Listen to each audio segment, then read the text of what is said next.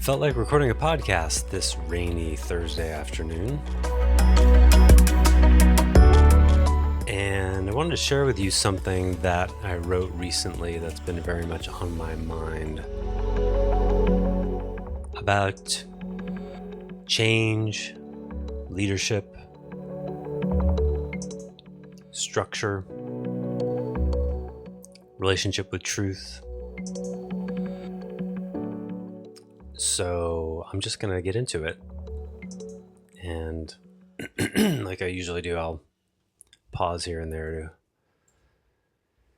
go off script, as it were. And I'll talk about this probably in the midst of reading it, but the realization, as many are coming from these days, it is astrologically inspired. My current muse. And what I've been looking at is moon placement. So in Vedic astrology, moon is from a developmental perspective, which is how I'm looking at astrology, it's emotional regulation and or nervous system regulation.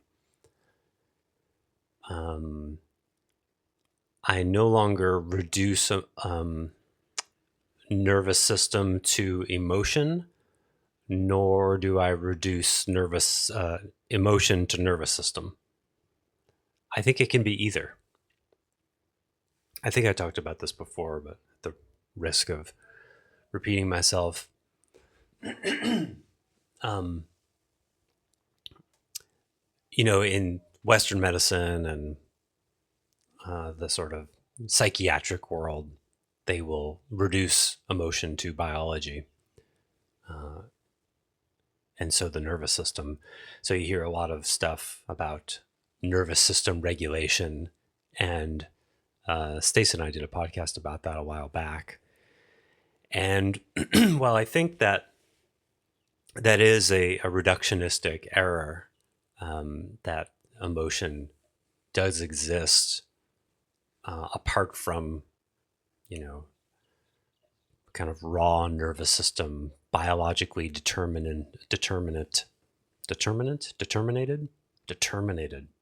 Isn't that an Arnold Schwarzenegger movie? I'm not interested in mapping what is the difference between nervous system and emotion. How do you tell the difference? I don't see it as important. I think what is important and useful is to accept that, or at least test that, as I've said before, I don't subscribe anymore that it's possible for a human being to become untriggerable. Because an untriggerability would reduce all nervous system responses to emotion. There would be nothing that's just hardwired in such a case. So I think emotional triggers can be significantly ameliorated, sure, but I don't know anyone who has, quote, healed so much that they're no longer triggerable, not even close. It's certainly possible to appear that way, but that's thin soup, as it's sometimes said. So anyway, I've been looking at moon placements, and as you may know, in Vedic astrology, the personality is not reduced to the sun sign as it is in Western astrology. I mean, even in good, sophisticated Western astrology, of course, you have to look at the whole chart, and that's a lot of ingredients. But a Western astrologer will look at the placement of the sun sign in the chart and glean personality, a lot of the personality traits there.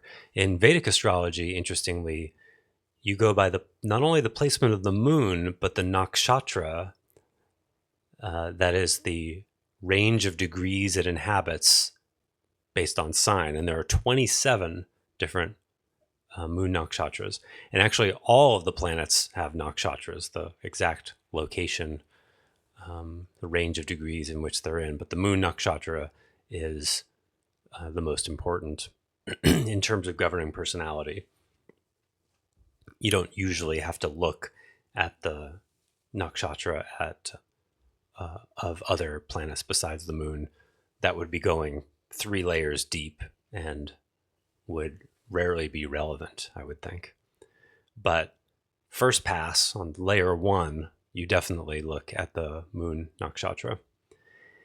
But without even going to the level of depth of the nakshatra, just the placement in terms of the house and the sign that it's in says a lot.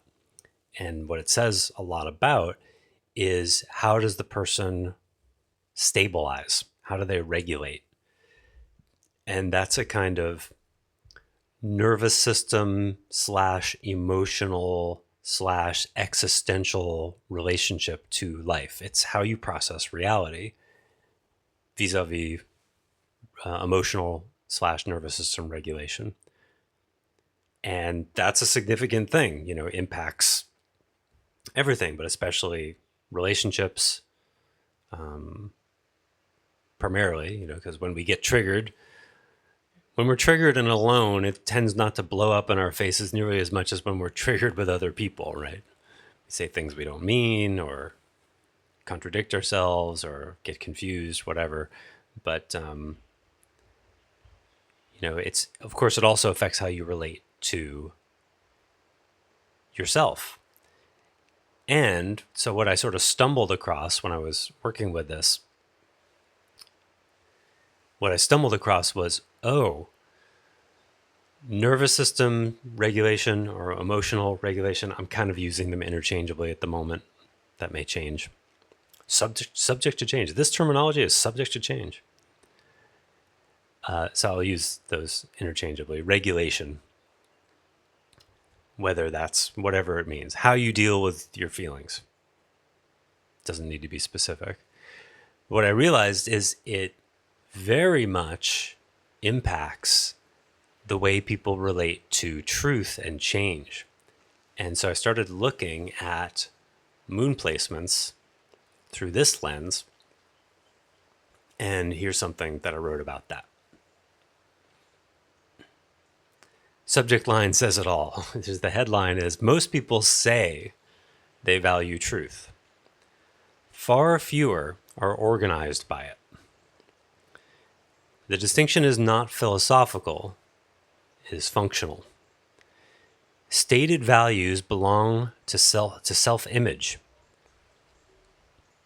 Organization reveals itself under pressure. That is to say, how you let truth organize you. So when a person's current way of seeing reality is challenged, what do they protect first? Accuracy or stability? That's one of the possible filters of the moon placement. What do they protect first? Accuracy or stability? The answer to that question determines whether truth is actually operative in the person's system in that moment about that thing. Of course, it could change at any moment. Endorsing truth is easy. It carries no immediate cost. A person can affirm the importance of honesty, clarity, or self-knowledge while continuing to organize their life around coherence, comfort, and continuity. This is not hypocrisy in the moral sense, it's structural. In most systems, this is the discovery, in most systems, stability is primary. And I want to back up for a moment there. I'm going to put my mouse cursor there. My evidence for that in most systems stability is primary is astrological. If you look at all of the possible moon placements by house and all of the possible moon placements by sign in those houses, you see very quickly that most of the possibilities, like most of the things on the menu, are stability first, truth second. And that's just the way it is. That's just the menu. So it explains an awful lot. Let me go on with the reading here. Truth is only tolerated to the degree that it does not disrupt that stability, which is primary. When the two come into conflict, stability and accuracy, stability and truth. When the two come into conflict, stability wins, often without conscious awareness. The system preserves its organizing assumptions because those assumptions maintain orientation, reduce anxiety, and allow action to continue. This is what is commonly referred to these days as emotional safety, which is a phrase that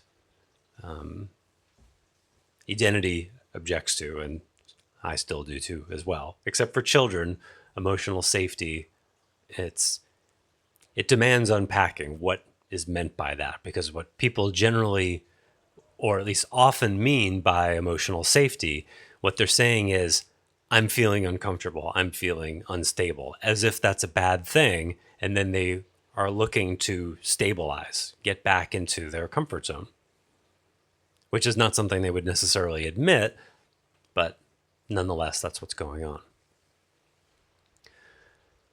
Reading on. A much smaller subset of systems operates differently. In these cases, the ordering is reversed. Misalignment becomes more destabilizing than disruption. Inaccuracy, for this other class of placements, inaccuracy produces more friction than change. Such an individual does not seek truth because it is virtuous or admirable, despite what they may tell themselves. They seek it because at a structural level, they cannot stabilize without it. This is the beginning of real inquiry. So this is a really interesting discovery, I think. So that most people are interested in comfort rather than change may not surprise you. That this is astrologically, I want to say forensicable, findable, discoverable, that it's represented in someone's chart that you can see by moon placement, it's quite predictable that their orientation toward change will be away from it, despite what they say. I think that's pretty cool. And it's a great way to check and really see, if you know someone, if you're mentoring someone and they say they're interested in change, for example, I'd be like, okay, great. Let's see your chart. Let's see what the real story is here.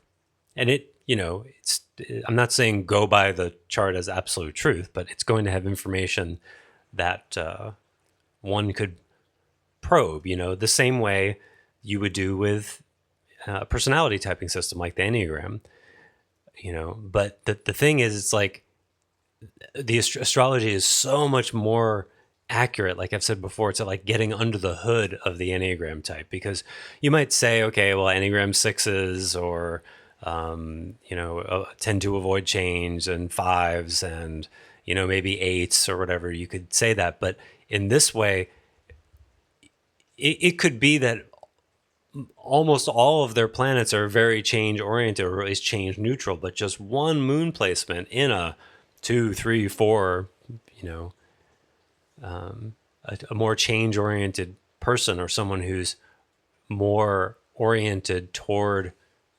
bearing unknown, bearing ambiguity.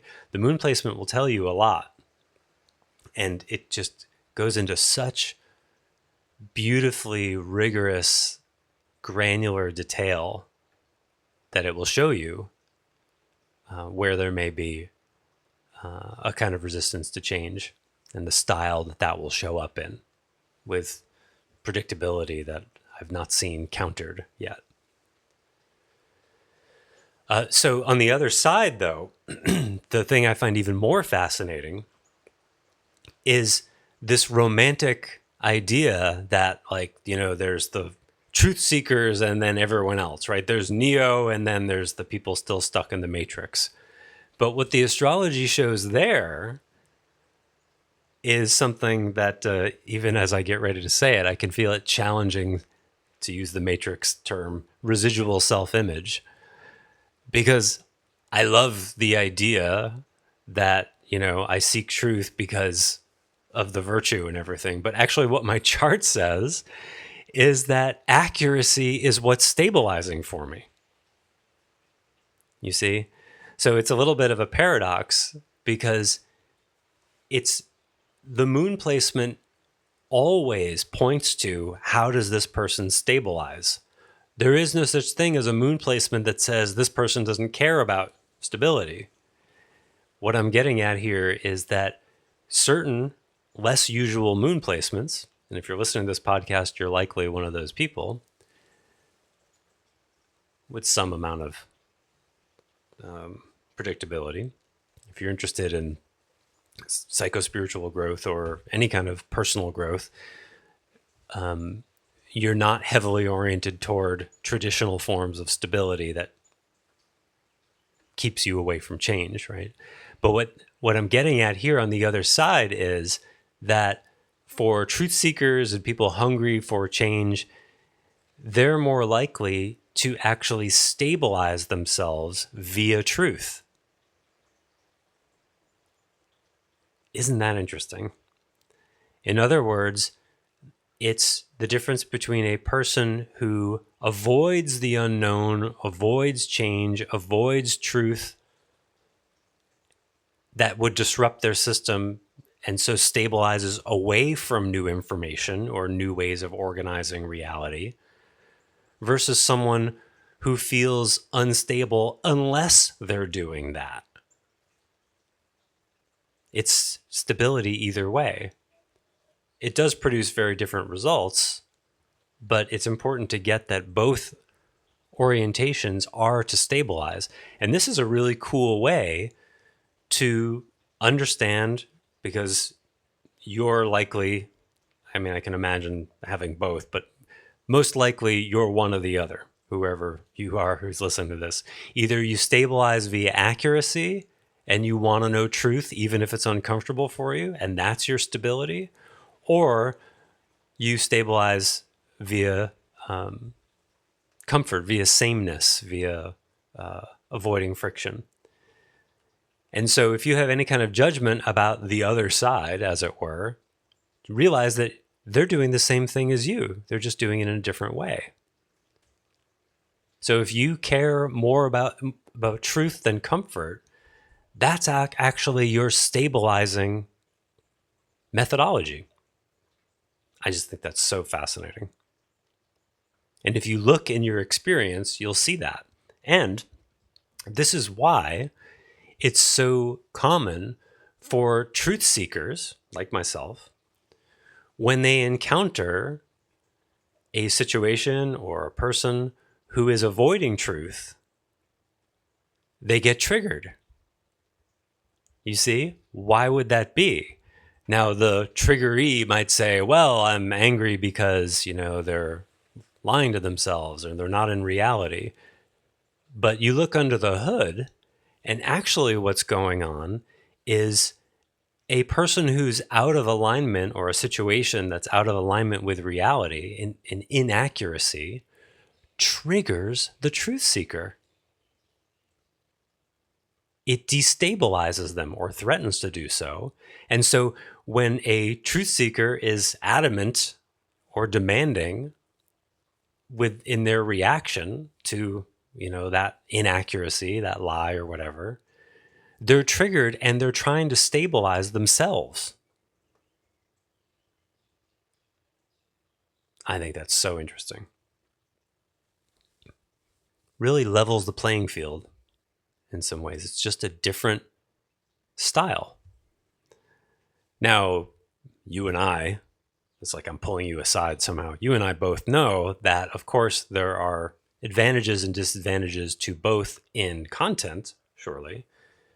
But at the level of context, and the piece I'm reading will get to this, If you stabilize by avoiding accuracy that may threaten your system, there are long-term problems with that, of course. So I'm not going into a moral relativism place with this. I still think truth is better than not truth. I'm just saying, let's be honest about that we're using truth to stabilize if you're someone who does that. And I am someone who does that. That's what a real seeker is. That's how you become a real seeker, and you can see it in a chart. There are other ways it could be, other contributions as well, but I think the moon placement is a big one. Okay, where was I?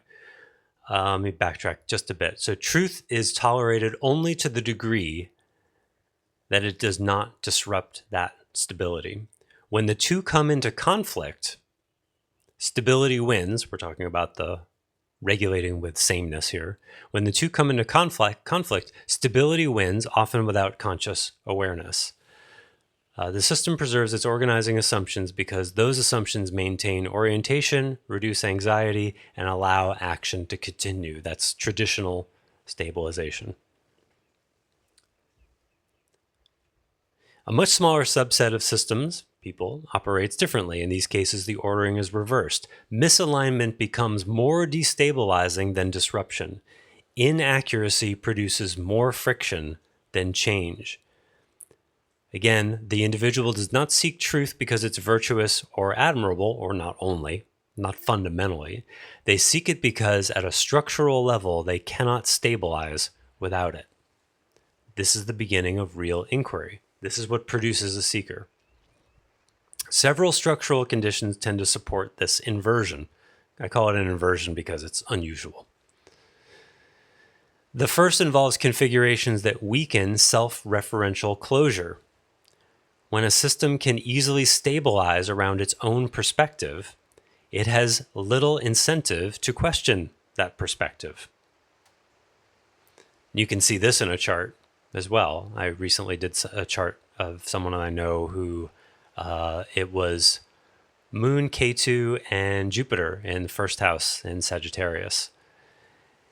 That's a lot of self-referentialness with the moon in Sagittarius, making meaning, regulating with meaning, self to self in the first house.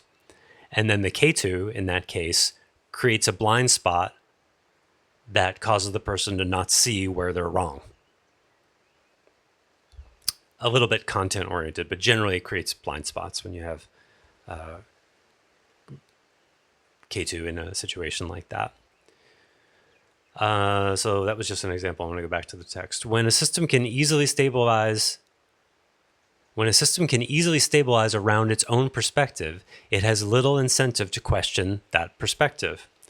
When that closure is disrupted, the self-referential closure, the system cannot fully trust its first interpretation of reality and is forced into re-examination. This can occur when cognition is not comfortably subordinated to identity. When the continuity of self-perception is interrupted, or when the emotional regulation does not resolve itself through familiar internal loops. These conditions do not produce truth-seeking by themselves, but they remove the ease with which a person can settle prematurely. And I'll give you an example. One of the things in there is in charts is Mercury placement. Mercury is perception, cognition, mind. It's the perceptual function in reality. And Mercury placement will tell you a lot. It governs a lot of curiosity, perceptibility. And if the Mercury placement is subordinated to relationality in some way, like the house where Mercury is ruled by Venus, for example, or conjunct Venus, or Mercury is early in its sign, or in a sign that weakens it. Lots of different possibilities. Then in a situation like that, a chart like that can make it that perception is less important, accurate perception is less important than relational harmony, right? Or vice versa, that perception is more important than relational harmony. You see, so it creates the chart creates a stacked ranking system of values, and that will produce either someone who stabilizes by avoiding change or stabilizes by pursuing truth. It's really, really super interesting. Moving on. The second condition involves the presence of a stable cognitive anchor that is not dependent on comfort.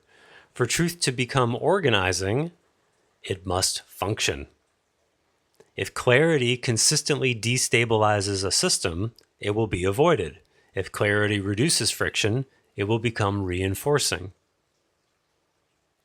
When cognition can organize around pattern, principle, or coherence in a way that produces a usable orientation, understanding begins to compete with comfort as a source of stability.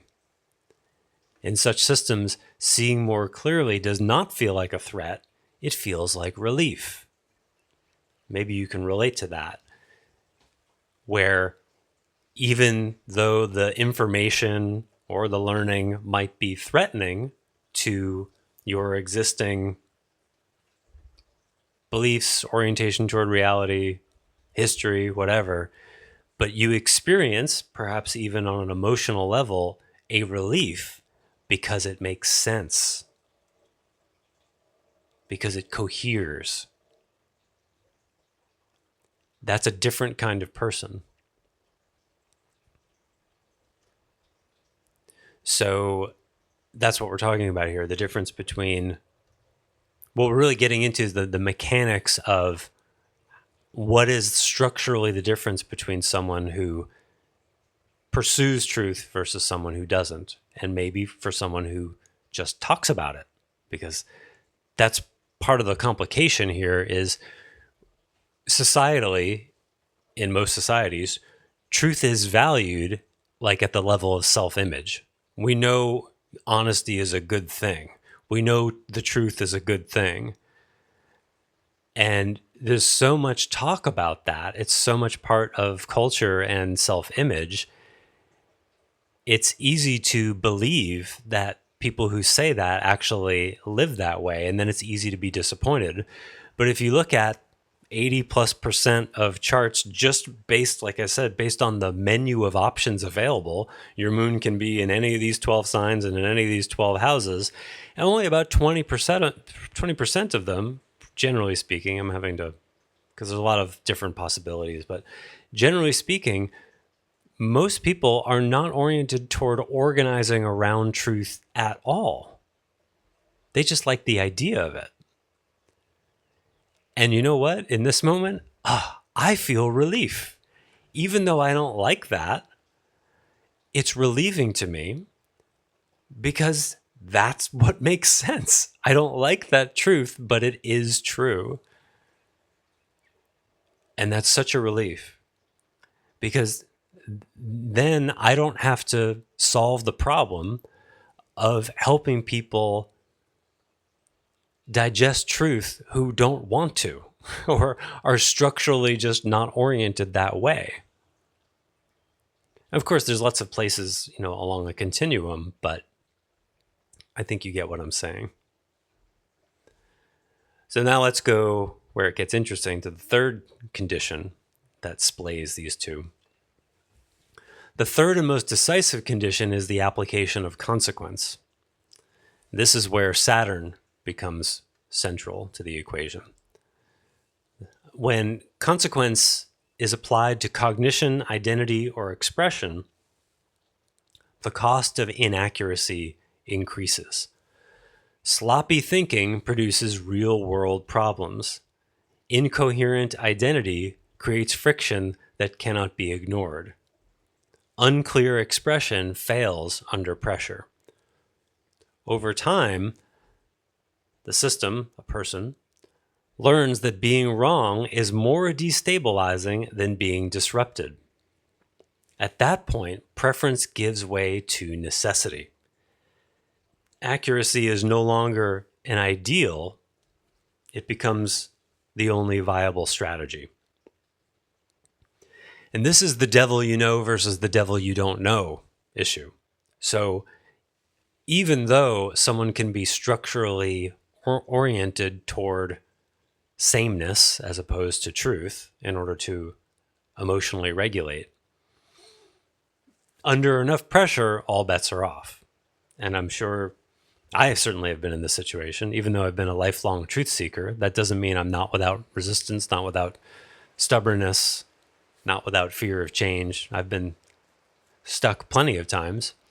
But what can happen to any of us, inevitably does happen to any of us, is where the pain of what you know becomes greater than the fear you have of how it might be if you change, if you admit what appears to be true. And for people who are not proactively oriented toward change, this is the only way significant change happens: through pressure.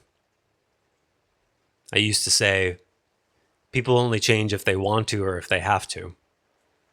I wouldn't say that anymore because it's far more complex than that. But I've been fascinated by change and how it works for over 20 years now, 25 years, I guess. And that's what's led me to so many different things. That's because I've just been obsessed for most of my adult life with how do I change? How do other people change?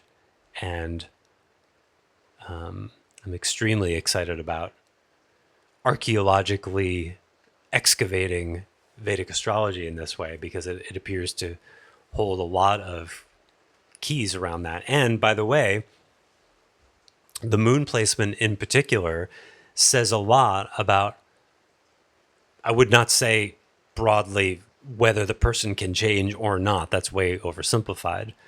It will say if they're oriented toward being a seeker for its own sake or to stabilize, that they care more about truth than comfort, but it also will say exactly what kinds of discomfort they can bear and what they cannot. So knowing your moon placement is really important because it gives you a way to take care of yourself. You know, what you can tolerate and what you can't. And even if you're, as we used to say in identity, a maniac, someone who is a real truth seeker, a way of taking care of yourself, if you are such a person, is protecting yourself from incoherence, right? So like one of the things I have a really hard time with, for example, is networking in the business world, networking events. Oh my God, I start to feel a physical response just even thinking about it. And I don't do those kinds of things anymore at all. In fact, not at all, rarely, maybe one every 2 or 3 years. And I happened to be in an event not long ago where I was speaking. I was hired to speak at this event on 2 different days. And there was a cocktail party. There was a dinner on one of the nights. And I went to it. Not only did I begin to lose my voice, which was not good because I was going to speak the next day, but the level of conversation and everyone getting drunk around me, I found so, I don't know, just not me. You know, I don't want to judge it. It's just not me. So there was an incoherence to it. It wasn't truth aligned enough for my needs. And I remember deciding I'm not going to this next time because it's something every 2 or 3 years, I'm invited to this lovely event with lovely people, but it's too much for me because, like we're saying, I stabilize and regulate with truth. So it's not a good environment for me to be in, especially, having traveled and being tired and needing to be on the next day. It's just not a good stewardship of myself, So this is what you can learn about yourself via your moon placement, how you stabilize even if it looks like you don't care about stability, you may be, like me, stabilizing with truth, with coherence. And that's counterintuitive. Okay, there's a bit more in this. Let me go back to it. Yeah. So even with these structural supports, truth does not become operative on its own. It requires activation. Curiosity is not, strictly speaking, a personality trait. It is a response to pressure. As long as a person's existing model of reality produces workable results, there is no demand for deeper inquiry. Most people remain within a range where their current assumptions are sufficient. Within that range, their system has no reason to reorganize itself. Pressure enters when the system can no longer maintain stability using its existing structures. This can occur through repeated failure, relational breakdown, or internal states that cannot be resolved through familiar strategies. In astrological terms, these pressures correspond to periods in which previously latent structures are activated and core organizing points are stressed. However, the presence of pressure alone is not enough. The decisive factor is how the person responds. When pressure arises, there are two broad possibilities. The system can restore stability by reinforcing its existing assumptions, i.e., doubling down on their existing assumptions, beliefs, values, whatever, or it can reorganize. If the individual can deflect, reframe, or compensate in a way that preserves coherence, development does not occur.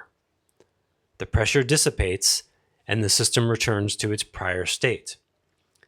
If, however, stability cannot be regained without changing something fundamental, the system is forced into inquiry. At that point, curiosity is no longer optional. It becomes the only path forward. So this leads to a clear formulation. People do not pursue truth because they value it. They pursue truth when their existing way of stabilizing no longer works, and they possess enough structural support to reorganize rather than collapse. Value statements follow behavior, not the other way around. A person who is organized around truth will often say they value it, but the statement is a reflection of necessity, not its cause. And again, as I say this, my residual self-image does not like this, but the sense that it makes, I like. Last paragraph. The practical implication is straightforward. When evaluating whether a system is oriented toward truth, one should not look at what is claimed. One should observe what happens when coherence is threatened. If the system moves to preserve its existing frame, then stability remains primary. If it moves to correct its frame despite the cost, then truth has become organizing. This distinction is not ideological, it's structural, and it determines the trajectory of development.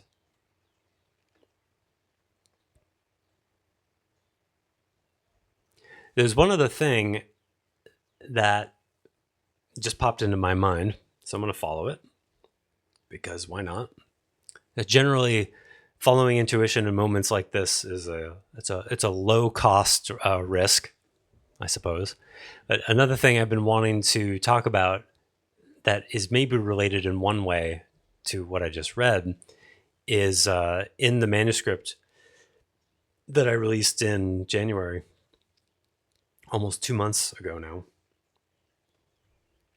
I deconstructed soul species as being epistemologically unnecessary. I did some of the same with me and WeSpacer, because the astrological chart can often make someone look like a mere WeSpacer that is irrespective of their childhood, which is important. Otherwise, you put people in a situation where they're needing to become someone that they're not. But another consequence that I don't talk about in the manuscript because it didn't hit me till later is soulmatism.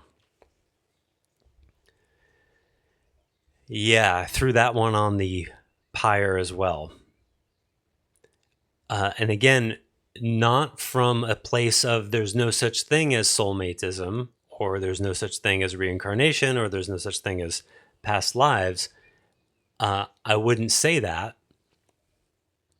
What I would say is it's unnecessary and potentially problematic to use as an organizing principle.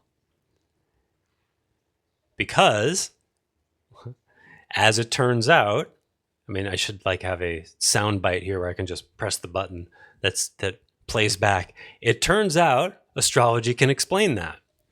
So the same way you can look at a chart and pattern recognize for what identity calls soul species that's represented there, therefore obviates the need to subscribe to the model of soul species, because it's, like I said, if you have a simpler model that is directly experiential and doesn't require a belief system and is replicatable, self-verifiable, then now here's a good example. I want to say three things at once. So apropos of all the piece that I just read about organizing around truth, right? So if you like the soul species model and you like past life reads and all of that is a comfortable, cool thing for you, as it was for me, and then someone comes along and says, hey, look, here's this model called astrology, and if you learn how to read it, it explains all of that in a way that's directly experienceable, self-verifiable. Anyone can learn how to do it, pretty much. It's a language. It's not something you need a third eye to intuit. What happens then? You see? What happens then? Because if you're heavily invested in, for example, identity's metaphysics about past lives and soulmates and soul species, then what I'm bringing is going to threaten your stability. What do you do now? What do you do now? What have you been doing? Because the question before you is, will you let a different model that explains more with less contradictions and is actually self-verifiable, will you organize around that? Or will you stabilize with where you currently are? That is the measure of your relationship to truth. I don't have any judgment either way. You can do whatever you want. I'm just giving you an example here. So soulmatism, just like with soul species, when I discovered that astrology explained soul species better than soul species did, I was not happy about that. I was sad for a couple of days. I was also fascinated, but I was sad. I loved soul species, as I said before. And I know you may not think so, but I do have a romantic side. I'm a 3 with a 4. If you subscribe to the Enneagram system, I have a 4 wing. I have a romantic streak in me. And so when I saw, oh man, soulmatism is better explained with astrological structural compatibility. Now, that's a different way of relating to reality. So, ask yourself, what's happening for you right now? Are you someone who is subscribed to soulmates? Are you currently with someone who you relate to as a soulmate? And what if I said your astrological charts, especially the synastry charts that looks at as if they were on top of each other, like two transparencies, where your planets land in their houses and vice versa. it's reliable and predictable to be, you can see the connections. You can see it. I've not seen an exception to that.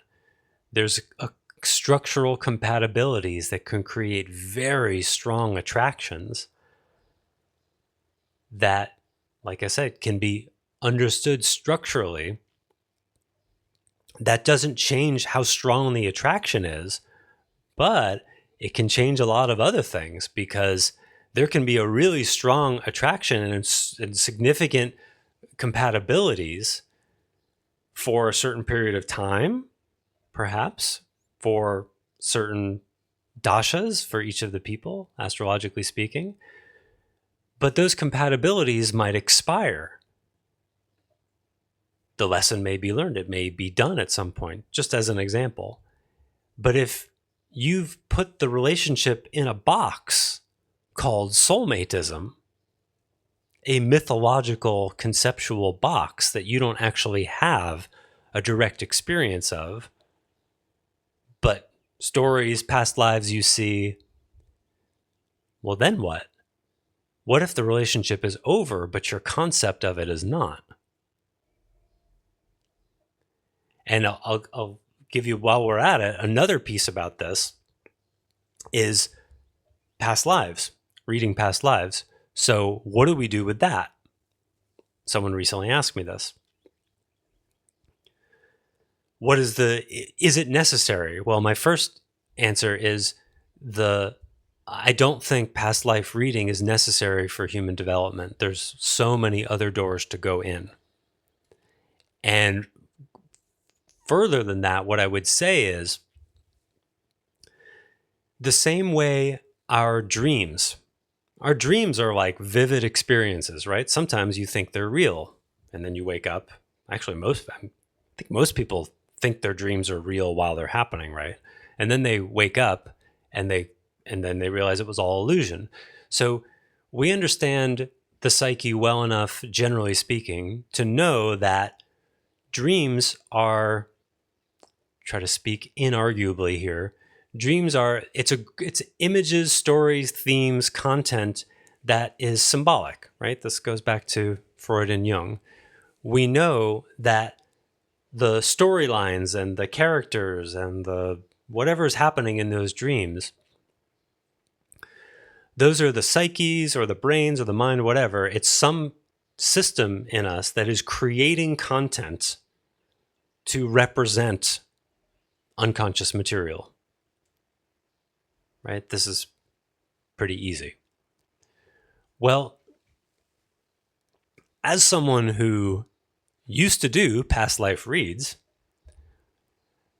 what I can see is the past life issues that you might be able to read into someone, or someone who's talented in that domain and can read someone's past lives. What if what they're actually doing when they do that is not reading actual past lives necessarily, but they're intuitively drawing upon archetypal information, which is represented in their chart and is verifiable by looking at it. So that information about them is objectively there because you can look at it in a chart. And the same way dream content is created, a past life reader is creating content that captures the truth of those archetypes symbolically, not really. What if that's the case? I wouldn't say that I absolutely know that that's the case, but I'll tell you that's what I'm going with. Because at least at the moment, I'm not doing past life reads for people, and I don't plan on doing them anytime soon. And here's why. It's unnecessary. The same way soul species is unnecessary. The information is in the astrological chart. So why would I tune into oneness land and blur my surroundings and then try to glean that from their being and try to see pictures? First of all, that's not easy to do. And second of all, the risk of inaccuracy is very high. When I can get that same information and better from their chart, do you see what I mean? Why wouldn't you if you had the option? So that's how I'm framing that. Will it change? I don't know. Maybe both are indicated. But what I would say is, like, when people get past life reads and they have visceral emotional responses to the read, that's typically interpreted as validative of the read. Oh, it must be true because I see it too now and I'm having this really strong reaction. Well, what if what's actually happening is the archetypal symbolic information about them, which is readable in their chart, is being seen by another human being, and a picture is being painted in a dreamlike symbolic way to capture it? It still can be a moving thing without having to make up a narrative about it, you see? So this is one of the many things I love about astrology, because you can get right to the archetype, the symbol, in a structural way that doesn't require flourish or narrative or embellishment, therefore doesn't risk the errors that come with that.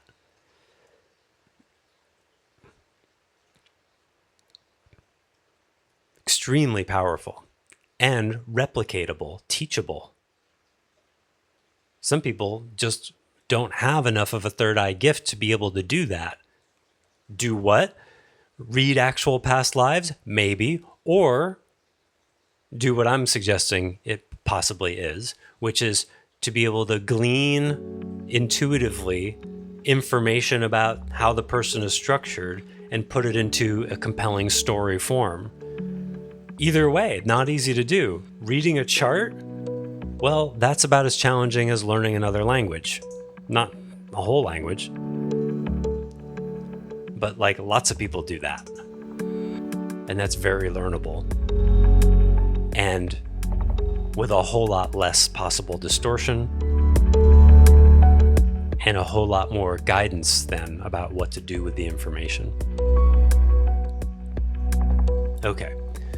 Speaking of intuition, I'm intuiting that I'm now done. Thanks for listening.